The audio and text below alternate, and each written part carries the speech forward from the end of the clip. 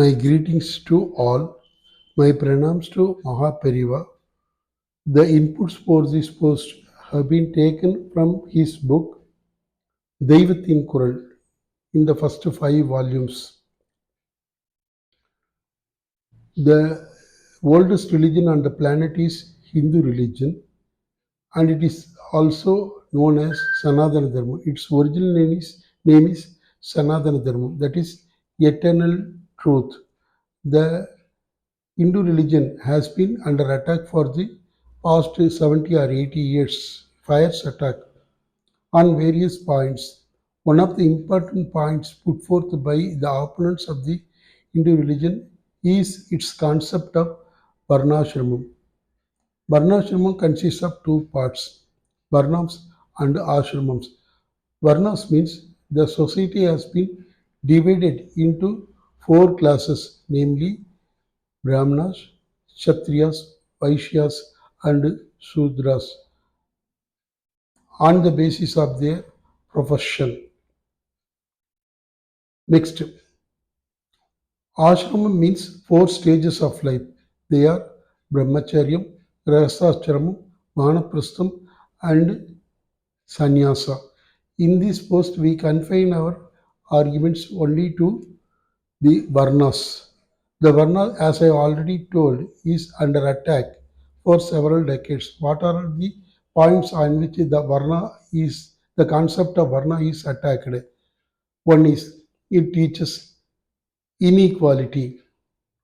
One section of the society is suppressed by the other section. Untouchability is practiced. One section is denied the right of education by the other section. Suppression is there. Whether this criticism is valid or not, justified or not, we have to find the answer in this post. This is a very vexed question, difficult question for which answer cannot be found in one post. So it has to be covered in 2 or 3 posts.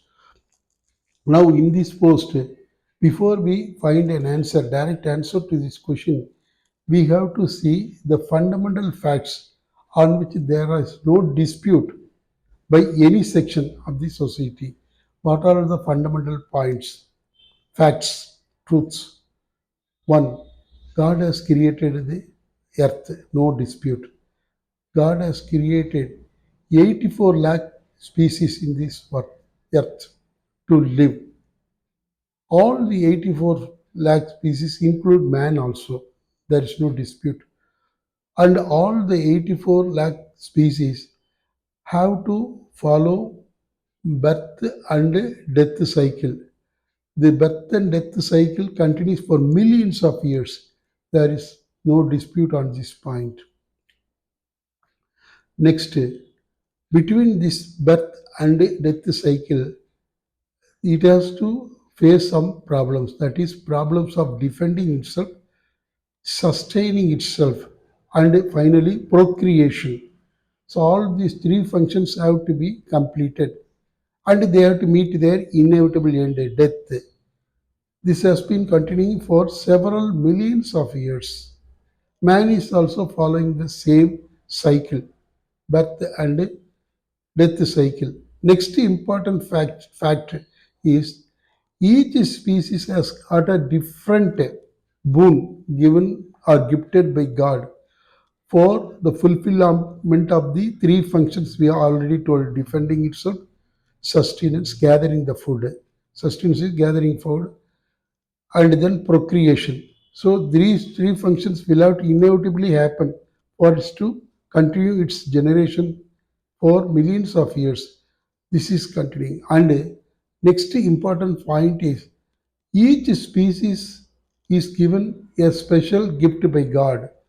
The level degree of the gift given by or boon given by the God increases with the level of intelligence of the each species. Right? There is no dispute on this point also. And finally, the ultimate creation of God is man. Man is so special. The creation of man is very unique because the man has been given the special boon of intelligence. He can make introspection. He can think and act. So the man has got the ability. This feature is not seen in any of these other species created by God. And the next important significant factor in the creation of man is that man has not been created by God like any production of spare parts in the automobile industry. All the men are not equal. Each one is having his own likes and dislikes. Even at the birth, at the level of birth also, you can see this thing. Because some people are born with the ancestral properties like that. They have got ancestral diseases also. Some were born with the physical disabilities, defects in their birth, and each one is having his own passions, ethos, attitudes, and aspirations, which become manifest with the growth of the man. So it is he is pursuing his thing, his likes and dislikes. So it is different from each man. So we see the man also has to follow the birth and death cycle.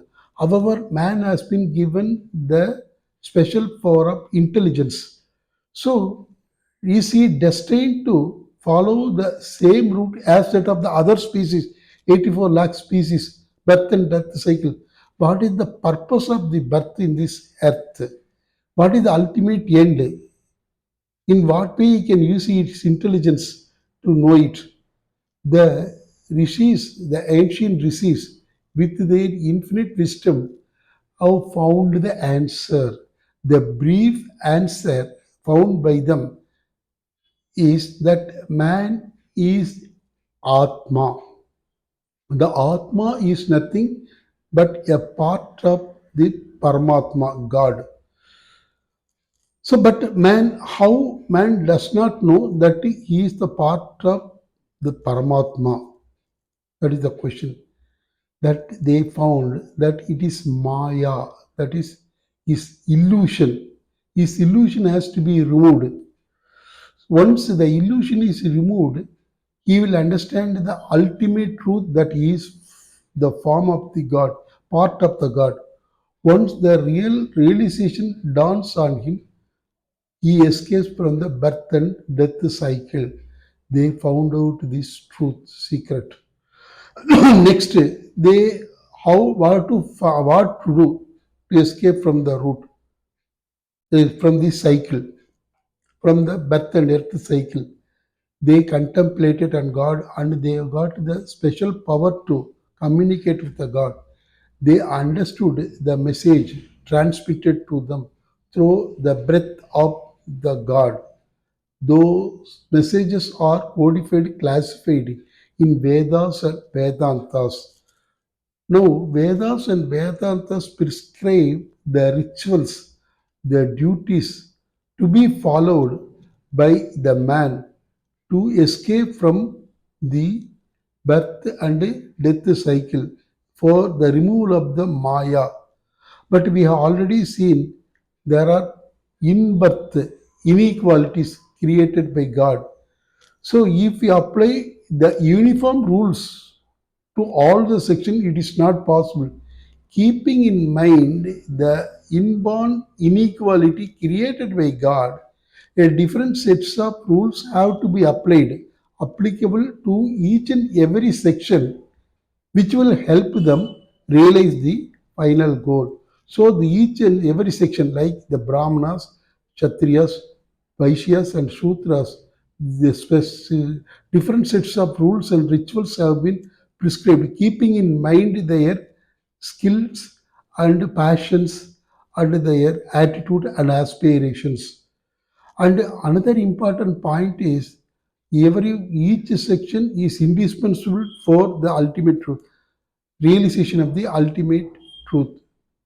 That is, without the help of one section, all the three sections, one section cannot realize the goal. So mutual help and trust is important. Without the help of the Brahmanas, other three sections cannot realize the goal. Without the help of the Kshatriyas, it is not possible for other three sections. Like that for Vaishyas and Shudras. Now, we should keep in mind this setup created by the god and the model prescribed by the rishis in the form of the rituals and guidelines to be followed. Now, with this, I come to this point. In the next post, we will see what are the rules prescribed, guidelines, anushtanas prescribed, specific to each class of the society that will help them get the final moksha, emancipation, escape from the birth and death cycle. Thank you.